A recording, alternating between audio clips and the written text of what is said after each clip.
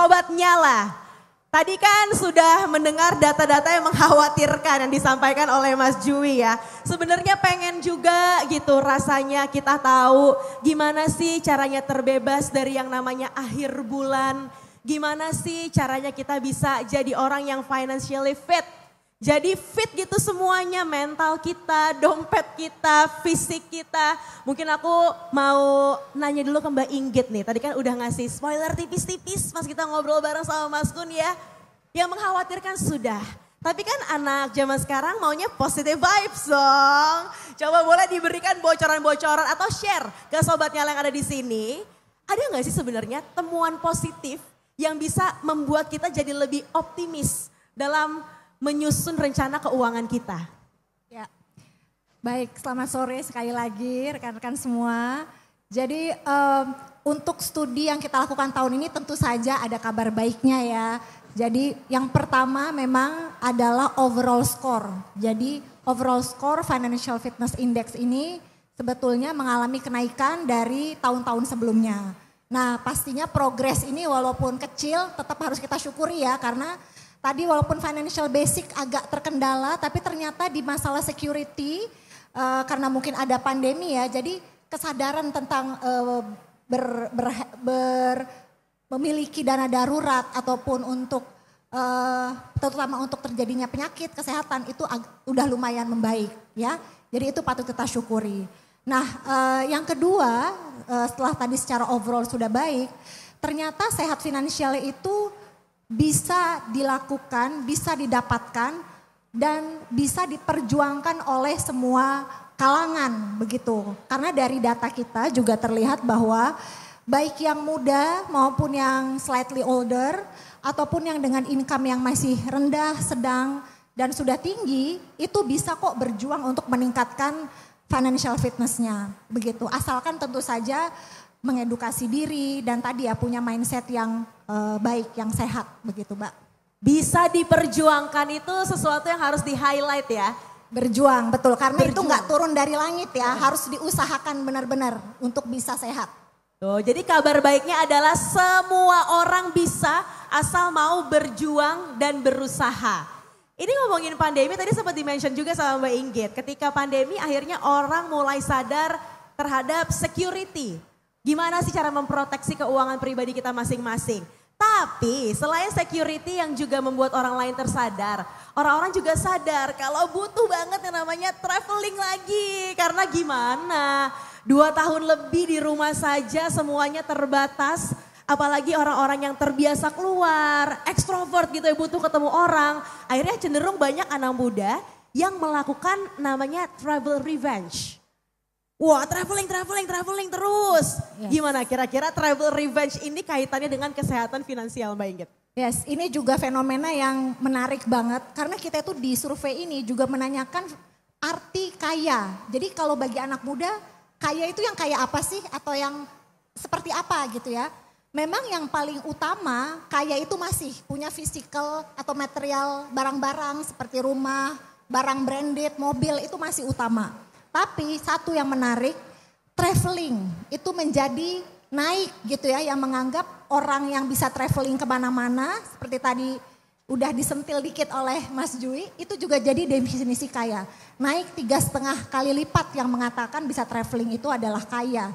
Nah masalahnya anak muda yang merasa bahwa kaya itu hal-hal yang only materialistis seperti branded ataupun bisa traveling, ternyata financial fitness score-nya lebih rendah nih daripada yang menganggap kalau kaya itu punya investasi seperti punya saham misalnya atau sekedar punya deposito di bank. Itu ternyata mereka jauh lebih sehat secara finansial. Nah jadi memang mesti hati-hati banget nih terhadap mindset kita secara di kepala kita ya. Kalau kita kaya itu yang sekedar yang materialistis, nah ujung-ujungnya perilaku dan attitude kita jadinya kurang terplanning begitu. Waduh serem banget ya. Mungkin angkanya tadi kalau kita lihat di belakang presentasenya gak sebanyak yang di atas material-material yang lain. Tapi meningkatnya itu hampir 2 kali lipat. Jadi 3 kali lipat, berarti udah dibilang fenomena yang mengkhawatirkan. Karena emang sih ngelihat teman-teman tiba-tiba ada di Eropa ya mupeng juga ya. Wah punya banyak uang nih, kira-kira dia kerja apa ya?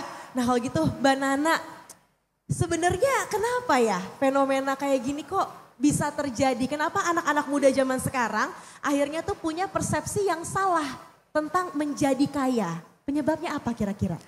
Terima kasih Rani. Assalamualaikum warahmatullahi wabarakatuh teman-teman, dedek-dedek semua, banyak yang hadir. Tadi malam saya dapat materinya dari Mas Amir dan saya baca dan saya berusaha untuk memahami kenapa persepsi itu muncul di anak muda. Dan saya membuat beberapa catatan teman-teman. Yang pertama mungkin harus kita notice kalau kita bicara anak muda tuh kita bicara siapa sih? Sekarang yang paling gampang, paling mudah diterima adalah anak muda itu generasi milenial dan Z. Generasi milenial itu yang lahir tahun 80 ke atas, generasi Z itu yang lahir tahun 95 sampai 2020. Maksud kita untuk mengkotakkan mereka bukan untuk menggeneralisasi begitu ya. Atau untuk membuat stereotip, tapi untuk membantu kita memahami apa karakter yang biasa muncul di mereka yang hidup dan lahir di situasi tertentu. Dan kalau kita bicara spesifik generasi milenial, terutama generasi Z, mereka ini lahir dan tumbuh ketika waktu itu situasinya internet mulai muncul. Terutama digital native nih generasi Z. Mereka hidup begitu melek, sudah langsung ada internet. Itu yang membuat mereka punya karakter, paham banyak informasi, cepat bisa menguasai berbagai skill, kritis, menguasai skillnya itu juga bisa beragam dan dilakukan pada saat yang bersamaan. Ponakan gue tuh bisa tuh nonton YouTube, main game, bales chat pada waktu yang bersamaan gitu. Dan karena punya banyak pilihan, mereka punya begitu banyak pilihan, mereka cenderung memang gaya hidupnya menjadi lebih dinamis. Itu karakteristik utamanya. Tetapi di satu sisi kita tahu generasi Z, generasi milenial ini generasi sosial media. Ini adalah generasi pertama di muka bumi yang setiap hari terpapar informasi terus menerus. Yang akhirnya membuat mereka ada kecemasan. Ya gimana gak cemas gitu, bangun-bangun dapat berita buruk di mana-mana dari ujung bumi yang kiri sampai ujung bumi yang kanan. Tahu soal krisis iklim, tahu soal susahnya dapat pekerjaan atau krisis ekonomi. Jadi ya mereka selalu punya kebutuhan untuk menyeimbangkan atau yang disebut sering healing gitu. Dan saya berusaha memahami karena mereka tumbuh di situasi yang sama sekali berbeda dengan situasi bapak ibu atau kakek nenek mereka. Yang juga menarik adalah generasi ini karena generasi sosial media. Mereka terbiasa melihat apa yang terpampang dan membanding-bandingkan. Sehingga mudah insecure. Karena sekali lagi seperti tadi kata Jui, sosial media kan memfasilitasi sikap pamer kita ya. Iya. Jadi sering pamer gitu. Seperti yang tadi kata Mbak Ingrid, termasuk definisi kaya yang kemudian muncul. Ketika itu didefinisikan kaya artinya suka traveling. Karena sehari-hari yang mereka lihat postingannya temennya datang konser terus, tiba-tiba minimal ke Bali lah itu paling minimal. Sebelumnya langsung ke Korea, ke Bangkok dan sebagainya. Iya. Padahal mungkin aja sebetulnya itu late post gitu. Late post yang diposting berulang kali gitu. Tetapi konteksnya adalah mereka tumbuh di situasi yang sama sekali berbeda. Yang kemudian akhirnya membuat, sementara kalau kita bicara definisi kaya, tadi kita diskusi definisi kaya. Yang paling tradisional definisi kaya itu kan kita memiliki melebihi kebutuhan kita. Cuma hari-hari ini memang tidak semudah itu mendefinisikan mana kebutuhan dan mana keinginan, tidak pernah mudah dan akhir-akhir ini menjadi tambah sulit. Kalau dulu tuh sesimpel kebutuhan kita ya sandang pangan papan. Iya. Kalau sekarang kebutuhan anak muda karena mereka itu tadi, mereka butuh healing, mereka butuh aktualisasi diri karena kondisi yang menyebabkan mereka seperti itu. Ya akhirnya butuh beli kopi setiap hari pada saat jam makan siang. Yang itu bisa berarti kalau di total setiap bulan bisa 1/5 gaji kali. Mereka butuh datang ke psikolog untuk mental health mereka. Benar. Itu kebutuhan yang mungkin tidak pernah dirasa perlu oleh generasi-generasi sebelumnya. Jadi bisa melihat ini dari dua sisi menurut saya. Yang pertama ya kebutuhan mereka berkembang sehingga konsumsi mereka juga bertambah. Atau ya sebagian memang punya sikap mental yang you only live once gitu. Jadi harus menikmati kehidupan saat ini. Sementara sekali lagi saya percaya memang seharusnya tidak apa-apa menikmati atau mendapatkan kenikmatan instan hari ini. Tetapi tetap harus terus mempertimbangkan masa depan. Jadi perhitungannya harus ada. Menurutku itu Ran. Perhitungannya harus ada, silakan di highlight. Jadi sebenarnya nggak dilarang ya membeli kopi, terus pergi ke psikolog, karena balik lagi kata Mbak Nana, kebutuhannya berbeda, hidup di zaman yang berbeda, bangun-bangun pasti yang dipegang handphone pertama. Kalau dulu kan beresin kasur dulu, nyautin ibu kita dulu yang teriak kenapa 7 kurang 15 belum bangun, sekolah masuk. Kalau ini pasti sosial media dulu, berita yang sangat banyak. Story teman pun itu kan hitungannya jadi berita yang kita lihat kan, apa yang mereka lakukan. Kalau gitu Mbak Nana, apakah boleh kita menyalahkan media, sosial media dan teman-temannya atas akhirnya sifat atau konsumtif lah, konsumerisme anak muda zaman sekarang? Oh, paling gampang menyalahkan, paling enak. Dan bisa-bisa aja sekarang zaman dimana seringkali memang lebih mudah menyalahkan begitu dibandingkan mencari solusi. Saya percaya setiap orang, setiap stakeholder, setiap pihak punya tanggung jawabnya masing-masing. Termasuk public figure yang punya platform yang cukup besar yang kemudian diikuti oleh anak-anak muda yang memang mengidolakan misalnya.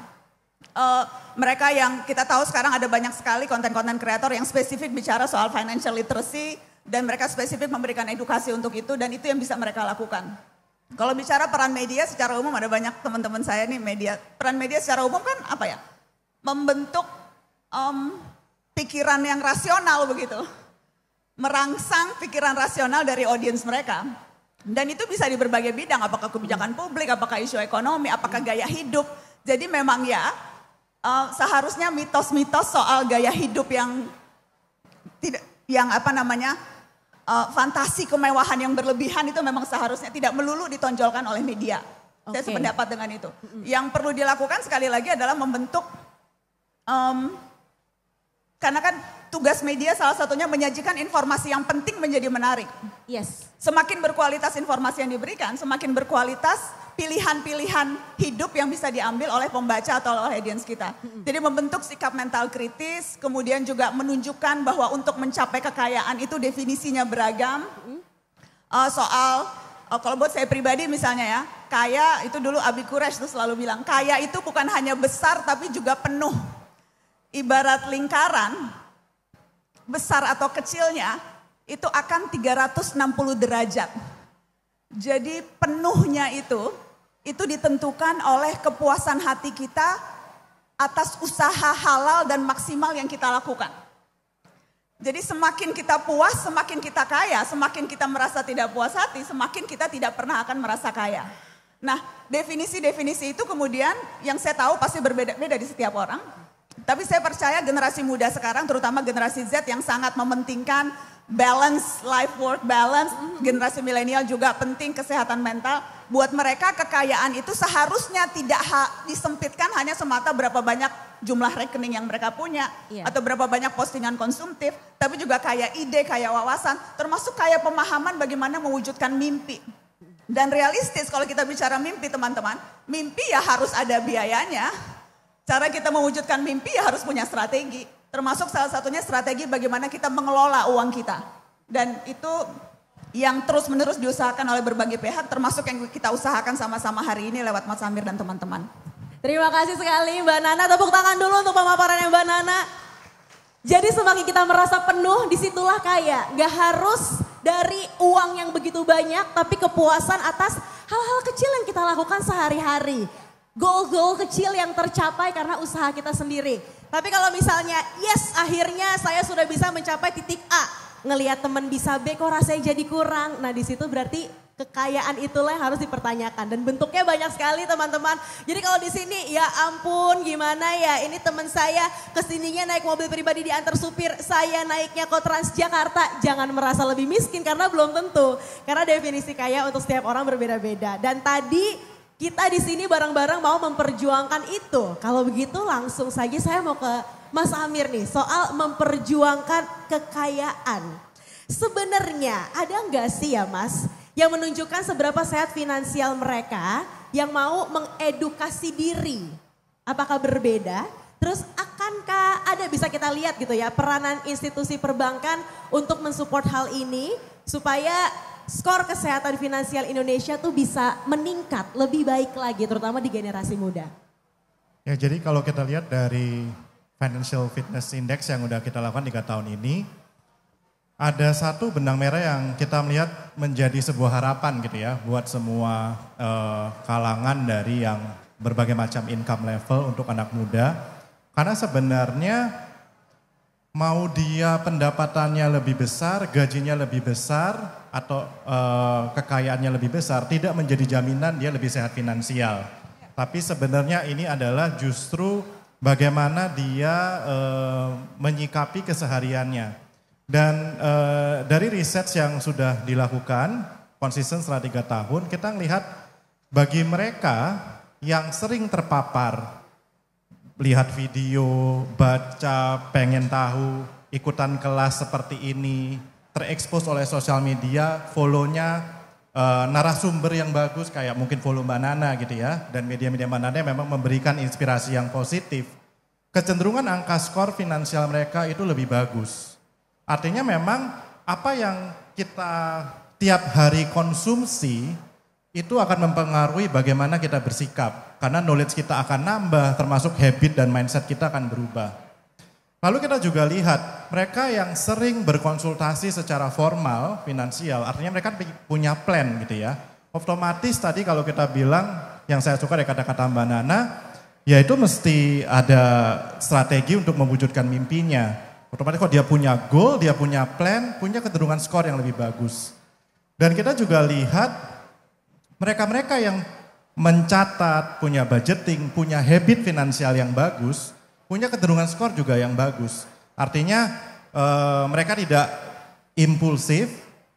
Kayak tadi ada data yang cukup bagus, mereka banyak yang memang paling enggak mereka punya dana daruratnya. Mereka punya pos-pos keuangannya. Dan habit ini sangat penting. Nah kalau kita lihat dari data-data ini, maka kita lihat peranan perbankan memang harus berubah. Kalau dulu kita lihat bahwa peranan perbankan itu paling enggak, oh kita punya tabungan nih, kita akan kasih durian runtuh paling gede, kita akan kasih angin beliung yang paling besar. Ngajarinnya sesuatu yang instan, ataupun juga ngajarin sesuatu yang cuman oke, ya udah datang aja kita bukain rekening. Bukain instrumen keuangan. Tapi ternyata kita lihat ini nggak cukup. Karena dengan memberikan instrumen keuangannya saja, ini loh gampang. Bahkan semua bank sudah digitalisasi ya. Mentransformasinya bahwa akses itu lebih gampang sekarang. Mau buka rekening udah tinggal berapa menit aja kok dalam genggaman. Bahkan kita sekarang punya namanya tabungan emas yang bisa dibuka dalam waktu berapa menit aja bisa langsung punya emas di dalam handphonenya. Tapi kita ngelihat, kalau cuman menyediakan layanan finansialnya aja sebagai bank, kayaknya nggak cukup. Kayaknya nggak akan bisa membantu perubahan. Karena ternyata perubahannya itu tidak lagi hanya kita menyediakan instrumennya, tapi mengedukasi perubahan tadi. Tadi kan pemahaman kaya aja bisa salah. Artinya peranan perbankan sekarang termasuk kenapa di OCBC NISP punya solusi financial fitness yang kita percayain. Karena tadi kita percaya kita harus menjadi katalis mereka, kita harus jadi platform edukasi buat mereka juga. Makanya kita punya namanya ruang menyala di mana mereka bisa belajar mau video, mau guidebook, mau edukasi yang diakses secara cuma-cuma. Tinggal mau usaha, mau diperjuangkan atau mau belajar atau enggak. Nah tadi kita ingat ya, bahwa kalau dia makin terpapar hal positif, belajar knowledge yang bagus, skor finansial, kesehatan finansial mereka akan naik.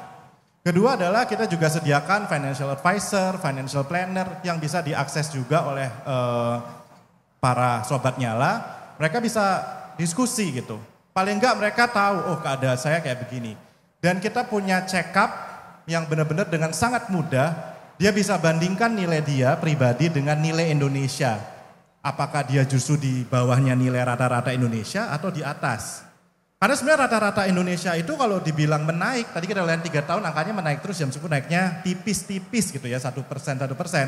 Dibandingkan negara Singapura misalnya, angka skornya itu jauh sekali. Nah paling kan dia juga tahu, oh nilai saya ini seberapa jauh ya. Dan bisa dievaluasi kalau misalnya jeleknya itu karena apa? Apakah karena gak bisa nabung atau bahkan gak punya dana darurat gitu.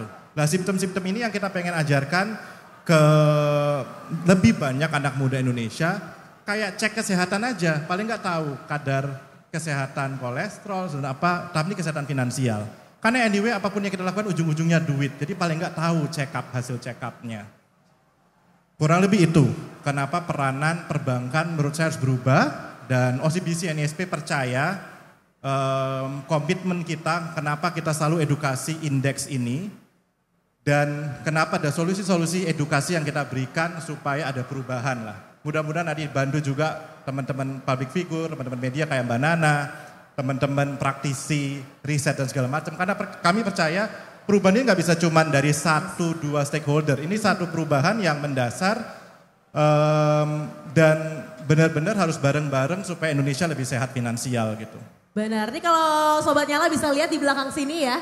Ini tuh salah satu solusi-solusi sebenarnya yang disediakan oleh Bank OCBC NISP. Ruangmenyala.com ya, Mas Amir, tadi kita bisa belajar banyak hal di sini. Financial Fitness Check Up tadi ya, kita bisa membandingkan. Kemudian ada Financial Fitness Gym, ini nyata ya, ada di PIK dan juga di Surabaya juga sudah hadir. Kemudian ada konsultasi financial one-on-one. Jadi yang menarik, kalau dulu mungkin orang tuh, Bang, oh jualan produk. Ini pasti ada produk A, B, C, D, E. Kalau ditelepon bank, wah udah pasti jualan sesuatu nih. Tapi sekarang udah gak bisa gitu lagi. Harus ada edukasi yang diberikan juga. Jadi Sobat Nyala di sini datang ke suatu bank dapat value lebih yang bisa ningkatin soft skillnya mereka juga. Memperbaiki juga kondisi finansial. Secara solusi ini keren banget OCBC NISP. Karena ngambil konsep fitness ini, financial HipFit ini ke dalam sesuatu yang bisa konkret dilakukan. Tapi untuk produknya sendiri Mas Amir, apakah produknya juga kuat? Apakah OCBC NISP punya produk yang sebagus itu? Kalau kata anak zaman sekarang ya untuk mewujudkan mimpi-mimpi mereka. Gak bisa dipungkirin kalau cuma ngasih edukasi aja takutnya gak cukup. Berarti kita pun juga sebagai bank harus berbenah ngasih produk yang mudah mereka pakai. Di OCBC punya namanya Nyala yang bisa diakses semuanya secara digital. Dan kalau kita lihat produknya sangat lengkap. Karena mulai dari beri reksadana, layanan kartu kredit, layanan kemudian untuk nabung, itu semua ada di sana. Dan kita lihat itu ada gratis transfernya, segala macam itu lengkap. Termasuk tadi kita lihat riset kan. Mereka yang nilai, Indonesia yang nilai skornya bagus adalah yang punya habit yang bagus. Punya plan, punya goal. Di Nyala, di One Mobile-nya, di mobile banking-nya, itu ada fitur life goals. Mereka tinggal masuk ke sana, pilih misalnya saya mau bisa naikin haji mama di 1 tahun ke depan. They can make the plan, lalu mereka bisa konekkan produk-produk yang mereka sudah beli dan seberapa jauh goalnya itu bisa dicapai. Karena kita lihat kan, kalau dia punya goal maka harusnya dia lebih punya semangat untuk kejar mimpinya, untuk bisa lebih baik achieve-nya. Lalu kita juga tahu, kita ini kayaknya memang manusia yang lemah gitu kan. Mudah tergoda, emang impulsif, begitu rentan terhadap hal-hal yang di depan mata.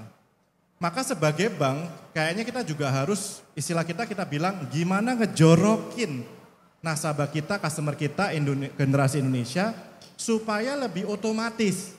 Lah makanya juga di mobile banking itu ada banyak alert. Ayo dong dipotong dulu, ditabung dulu sebelum dipakai. Oke bulan ini di auto debit dulu dan segala macam. Karena kalau kita nggak pernah ngejorokin diri kita, enggak pokoknya dipotong dulu ini dibuat supaya bisa renovasi rumah atau beli rumah lebih besar. Kita pasti akan pakai dulu sama yang lain. Lah makanya kalau udah tahu dirinya lemah dan mudah tergoda, set aja dulu. Semuanya diotomatisin. Jadi kalau udah ada sisa, ya udah sisanya lu pakai, dibuat healing tadi, dibuat menjawab kecemasannya. Tapi supaya nggak semuanya dihabisin buat healing dan cemas. Akhirnya kan akhir bulan tadi kan kayak lagunya si Mas Kunto Aji gitu kan. Kenapa? Karena semuanya dihajar dulu buat healing dan kecemasan. Gitu. Jadi kita percaya memang ya udah lu bisa pakai buat healing, buat happy dan segala macam. That's why kita juga punya solusi lifestyle sebenarnya. Di solusi lifestyle yang kita punya, kita ada kartu debit dan global debitnya juga. Di kartu debit itu memudahkan dia lah ya, bisa belanja online, solusi healing ini yang kita percaya. Bahwa kalau belanja online itu mereka bisa cek dan ada cashbacknya dan segala macam. Dan kita lihat mereka juga bisa monitor. Dan kalau memang itu kebutuhan yang sangat mendesak, mereka bisa cicil. Tapi monitoring ini kenapa penting? Karena di monitoring itu mereka bisa lihat, udah kedodoran belum belanjanya. Jadi sebenarnya semua belanjanya mereka bisa track. Itu di kartu kredit kita, yang namanya Nyala Kartu Kredit. Terakhir yang saya ingin share, tanpa bersifat mau menjual, tapi ini nyambung sama tadi healing ya. Di kartu debit Nyala Global Debit, ini kita punya fitur yang kita sebut dengan Global Debit terkoneksi dengan 12 mata uang. Dan di mobile banking kita itu dia bisa beli 12 mata uang saat rate lagi bagus kapan aja. Nah ini juga membuat apa? Supaya yang diimpulsifin juga bukan cuman impulsif keinginan mereka, tapi impulsif, aduh kan 6 bulan lagi mau ke Jepang misalnya. Hari ini rate lagi bagus, dia bisa langsung belanja, tukar uang ke Japanese yen, sehingga tiap bulan dia bisa mencicil untuk dia nanti liburan gitu ya, untuk healingnya. Dan itu ada sampai 12 mata uang yang kapan aja dia bisa beli dengan harga, nggak mau nyombong sih, tapi rate-nya one of the best di market. Jadi kalau misalnya, kenapa sampai ada 12 mata uang? Karena kita tahu nih, si generasi healing ini bisa jalan-jalan mulai dari Jepang, ke Singapura, ke Hong Kong, ke Eropa, ke US. Itu semua mereka bisa tukar mata uangnya langsung. Dan yang paling bagus adalah kita tahu pada waktu di sana kalau mereka itu kan biasa terkena kurs ya kalau pakai kartu debit dan susah sekali bawa uang notes gitu. Nah ini nanti kalau dia gesek kartu debitnya atau tap kartu debitnya di mana aja di 12 mata uang tersebut, di negara-negara dengan 12 mata uang tersebut, tidak ada konversi sama sekali. Artinya udah healing, hemat gitu. Dan biasa teman saya itu kan juga kita lihat customer kita bawa receh banyak kan, karena kan uangnya sisa-sisa tuh. Apalagi kalau mau backpacking ke 4 negara langsung atau ke beberapa negara. Bawa note sedikit-sedikit, dikumpulin sedikit receh-recehnya. Lah karena tadi ini toh nggak kena konversi, semuanya tinggal pakai kartu global debitnya, nggak perlu mikirin recehnya lagi. Dan uang recehnya pun jadi nggak kececeran. Dan semuanya tidak kena konversi. Artinya kita percaya bahwa tadi selain edukasi yang bagus, produk kita, layanan kita pun juga harus on top of it. Mau dia butuh healing, mau dia butuh planning, mau dia butuh supaya lebih investasinya lebih baik. Gimana dalam satu genggaman di Nyala dan mobile bankingnya kita di One Mobile, semuanya bisa kita jawab. Itu titip jualan kita karena kita pede, bisa bikin lebih sehat finansial semua anak-anak Indonesia. Dengan edukasi dan produk kita gitu. Tepuk tangan dulu untuk produk OCBC NISP. Tapi saya suka sekali karena sebenarnya di balik produk yang bagus itu, anak-anaknya sendiri, generasi healing ini juga harus belajar. Berarti kan harus ngerti rate yang bagus itu seperti apa, yang jelek itu seperti apa sih. Akhirnya belajarlah hal baru, jadi nggak salah juga, hematnya tepat sasaran. Habis itu belajar juga menentukan goals. Habis itu secara nggak langsung produk ini mengajarkan sebenarnya kan orang tua kita udah bilang dari dulu ya. Begitu terima gaji langsung pisahin dulu tabungannya barulah kamu pakai. Tapi tidak kita turuti betul. Langsunglah kita check out keranjang-keranjang itu yang ada di e-commerce ya. Tapi dengan produk ini orang akhirnya otomatis mau tidak mau. Ditarik dulu untuk tabungan, goals kita habis itu boleh silakan. Jadi seperti ini nasihat orang tua tapi dalam bentuk konkret, dalam bentuk sebuah produk. Sekali lagi tepuk tangan untuk produknya OCBC NISP. Mbak Nana, tadi sempat di-mention juga sama Mas Amir, ini tuh generasi healing kita. Tapi boleh gak sih dikasih tips sedikit ke Sobat Nyala yang ada di sini gimana cara kita secara mental gitu ya bisa menjadi orang yang balance. Antara healing iya, lifestyle iya, tapi nabung financial fit juga gak boleh lupa. Yang pertama memang ya si paling healing, si paling mental health itu kan terkadang jadi semacam ejekan kan. Anak-anak muda tuh kerap dibilang generasi strawberry, manis, kecil, imut tapi mudah patah begitu ya. Itu ada stereotip itu tuh dan menurutku stereotip itu tidak membantu.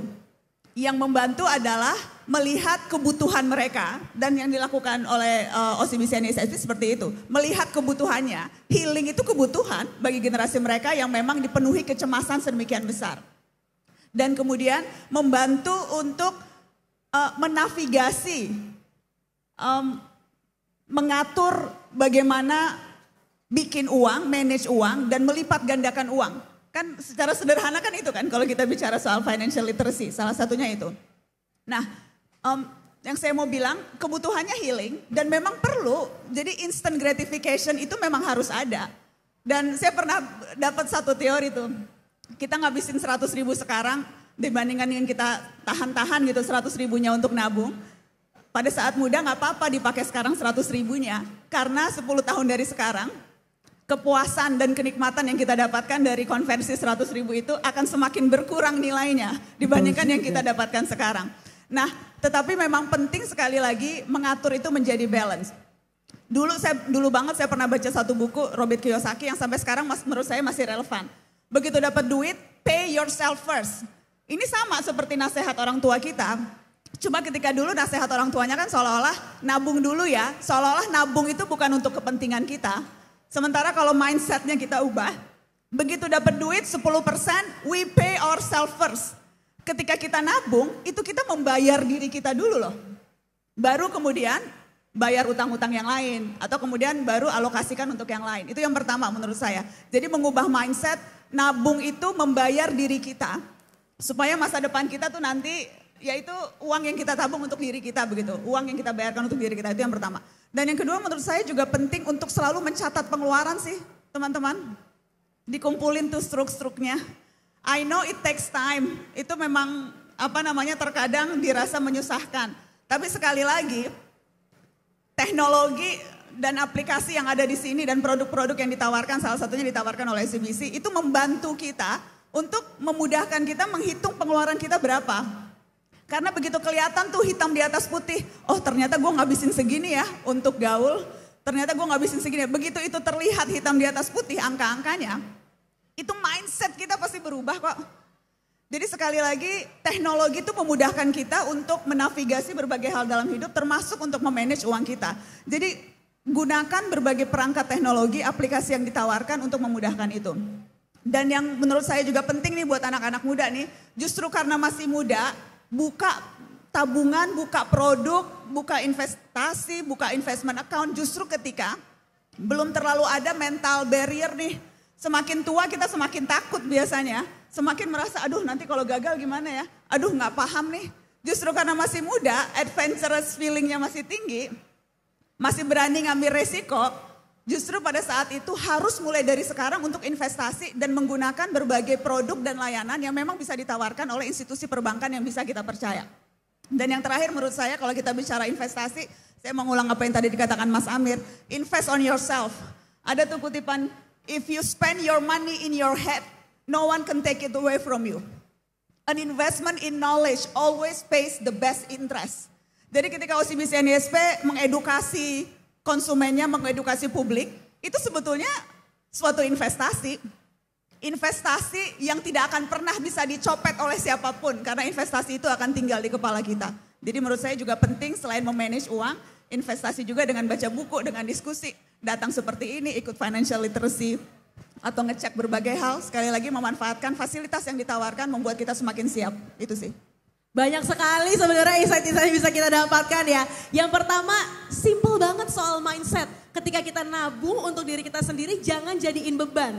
Tapi kan kalau dapat gaji happy ya. Tiba-tiba tanggal 25, aduh ada SMS menyenangkan nih sama email. Begitu kita tabung, berarti itu tabungan untuk masa depan kita. Untuk healing yang lebih mewah nanti ke depannya ya. Karena kita nyicil dari sekarang. Terus invest di diri sendiri. Gak harus invest uang selalu, tapi pengetahuan. Berarti sebenarnya Sobat Nyala yang datang ke sini adalah orang-orang yang udah one step ahead. Karena mau belajar lagi hal baru setiap harinya yang mungkin berbeda dengan orang yang lainnya juga. Wah, insightful sekali semuanya, produknya, terus juga pemaparannya. Mbak Inggit, kalau begitu aku pengen tahu dong, ada nggak sih pesan-pesan yang pengen diberikan kepada Sobat Nyala yang ada di sini supaya mereka tidak menjadikan financial fit sebagai momok yang berat sekali untuk dilakukan ketika masih muda. Ya, dari data selama 3 tahun terakhir ini terlihat bahwa improvement itu terjadi. Jadi pesannya sebenarnya harus selalu optimis gitu. Terlepas dari apapun yang terjadi, harga naik ya, gaji belum tentu naik ya misalnya. optimis tetap harus terjadi. Karena kita udah terlihat kok datanya naik dan progres itu walaupun kecil kita harus syukuri. Dan satu lagi nih Rani, kita juga mungkin tadi kita belum highlight banget, tapi dari data itu terlihat bahwa mereka yang menjadi sandwich generation ya, mereka yang sebenarnya sehari-hari harus menghidupi orang tua, anak, keluarga. Kalau dipikir-pikir kan berat ya, dan kayaknya pasti nih financial fitnessnya lebih jelek deh daripada yang single tralala trilili atau yang nikah tapi nggak harus membiayai orang tua. Tapi ternyata datanya mereka yang menjadi gen sandwich financial fitnessnya slightly better daripada yang single tralala trilili. Artinya apa? When there is adversity, ada challenges, sebenarnya kita bisa memperjuangkan tantangan tersebut untuk jadi peluang. Karena dari data ini berarti terlihat yang mereka merasa berat nih, gitu, terchallenge, tapi jadi kreatif gitu. Mereka jadi terlihat malah makin, oh aku harus ngapain ya buat save money. Atau ada pendapatan sampingan lebih nggak nih yang bisa gue lakukan gitu di waktu luang. Dan itu yang akhirnya membuat financial fitness mereka lebih bagus. Jadi dari data itu udah proven, bukan sekedar teori nih ya, berarti data udah proven. Bagi kita-kita nih yang sekarang merasa gen sandwich, jangan kecil hati. Daripada yang nggak gen sandwich, ternyata kita slightly better. Kalau aku boleh nambahin Pak Inggit, punya beban itu bukan suatu hal yang negatif. Punya beban bisa jadi berkah, karena kita jadi pingin lebih ngoyo. Jadi pingin lebih berusaha supaya lebih sehat finansial buat dirinya dan keluarganya dan siapapun yang dia mau tumpu gitu. So it's a blessing actually kalau kita punya orang-orang yang harus kita nafkahi, nggak cuma diri sendiri gitu. Ayo yang generasi sandwich tepuk tangan untuk diri sendiri ya. Benar, kan anak zaman sekarang gitu kalau kepepet banyak jalan. Sebenarnya kan gitu generasi sandwich ya. Mungkin tiba-tiba nggak ada rencana, tapi tiba-tiba harus menafkahi orang tua. Harus membiayai adik, harus membiayai anak dan orang tua. Akhirnya misalnya di waktu yang sangat mendadak diputer otaknya dan kita akhirnya kadang-kadang jadi sadar, oh ternyata saya bisa loh ngelakuin A, B, C, D, E. Oh ternyata saya bisa loh ngambil peluang ini yang tadinya tidak terpikir sama sekali. Jadi kepada teman-teman yang generasi sandwich, tuh menurut data ini ya sudah dibuktikan bahwa ternyata lebih bagus skornya. Jadi ada peluang di sana dan harus selalu optimis. Mbak Nana, pesannya terakhir untuk generasi muda, untuk Sobat Nyala yang hadir di sini, supaya mereka bisa lebih siap lagi, supaya kata-kata strawberry itu bisa hilang dari anggapan masyarakat umum. Apa Mbak Nana, boleh dikasih tipsnya? Zaman rasanya tuh kita nggak pernah diajarin financial literacy loh. Di sekolah maupun di rumah. Jadi beruntunglah kalau memang ada anak orang tua yang secara sadar mengajarkan anaknya soal financial literacy. Karena rasa-rasanya sebagian besar kalau kita bicara, dan bukan hanya di Indonesia, ini saya baca di berbagai negara. Tidak pernah ada yang secara formal dan sengaja memasukkan soal literasi keuangan di institusi formal maupun pembahasan di dalam rumah tangga. Bahkan terkadang ngebahas uang tuh di rumah tangga tabu, ya kan? Kalau kita nanya uang ke orang tua atau ke ibu, udah nggak usah bahas uang, itu urusan bapak. Bahkan terkadang tabunya buat istri juga loh ibu-ibu. Seolah-olah urusan uang hanya urusan bapak gitu. Jadi memang itu yang terjadi dulu dan sampai tahap tertentu masih terjadi sekarang. Cuma saya percaya generasi sekarang terutama karena teknologi itu punya begitu banyak pilihan dan bisa mengubah hal itu. Informasi ada di mana-mana, yang ada di tangan kita seharusnya aplikasinya bukan cuma sosial media, Facebook, Twitter, atau TikTok begitu ya. Tapi sekali lagi aplikasi yang bisa memudahkan kita menavigasi berbagai hal yang kita butuhkan untuk bisa hidup berkualitas. Hidup berkualitas termasuk salah satunya bagaimana mengelola keuangan kita. Karena menurut saya tujuan utamanya, ultimate goalnya kita sehat secara finansial, mandiri secara ekonomi. Itu artinya kita punya pilihan. Ketika kita punya pilihan, kita punya banyak kesempatan termasuk juga punya kebebasan. Bisa independen secara finansial, punya kebebasan, itu ultimate goalnya. Tidak takut, tidak khawatir ketika ada masa sulit seperti pandemi misalnya. Tidak takut atau tidak khawatir ketika kita berada dalam posisi terjepit Karena sekali lagi, sehat secara finansial, punya banyak opsi, punya banyak pilihan, punya banyak kebebasan. Dan orang yang punya kebebasan itu sudah selesai dengan dirinya. Yang artinya dia bisa memanfaatkan kesempatan untuk membantu orang lain. Dan kalau definisi kaya adalah kepuasan batin, lingkaran yang penuh bukan hanya diisi kecil besarnya, membantu orang, selesai dengan diri kita. Itu seharusnya definisi kaya yang sesungguhnya. Dan itu yang bisa kita lakukan sama-sama mulai dari sekarang memanfaatkan teknologi, memanfaatkan berbagai instrumen yang ditawarkan oleh perbankan termasuk oleh OCBC dan ISP. Dan memulainya sekarang. Saya percaya generasi muda sekarang nggak ada pilihan teman-teman. Nggak ada pilihan, we have to be generasi yang financial literacy-nya tinggi. Karena nanti nih 10 tahun ke depan, kalian-kalian yang akan menduduki berbagai jabatan penting di berbagai lembaga. Apakah di pemerintahan, apakah di perbankan, di berbagai institusi. Dan kita butuh anak-anak muda yang paham bagaimana mengelola uang untuk meningkatkan kualitas hidup kita. Dan itu bisa dimulai dari sekarang karena rasanya bahkan sudah terlambat. Jadi sekarang pun sudah terlambat. Mulai dari sini, mulai dari sekarang memanfaatkan teknologi, memanfaatkan berbagai hal untuk membantu hidup kita lebih berkualitas. Intinya itu.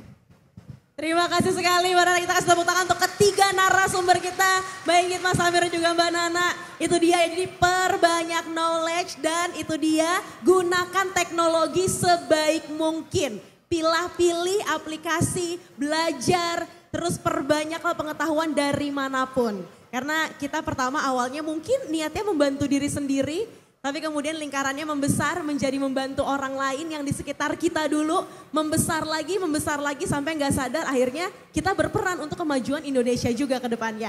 Sekali lagi tepuk tangan Sobat Nyala, terima kasih sekali. Sungguh sesi talk show yang sangat insightful. Dengan demikian talk show kita sudah berakhir. Sekali lagi terima kasih kepada narasumber yang sudah bersedia untuk memberikan wejangan, menjelaskan produk juga sehingga Sobat Nyala di sini pasti pulang dari sini lebih tercerahkan. Terima kasih Mbak Nana, terima kasih Mas Amir, terima kasih Mbak Inggit. Kami persilakan untuk kembali ke tempat masing-masing. Itulah dia Sobat Nyala dan sebagai kesimpulan dari seluruh acara kita, mari kita saksikan bersama-sama video Financial Fitness Index 2023.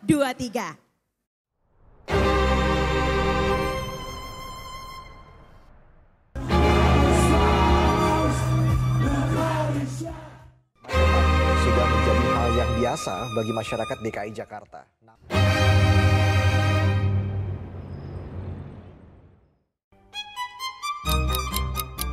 Setelah penantian sekian lama yang serba tak pasti, akhirnya hidup berjalan kembali. Roda perekonomian mulai berputar. Lapangan pekerjaan semakin besar.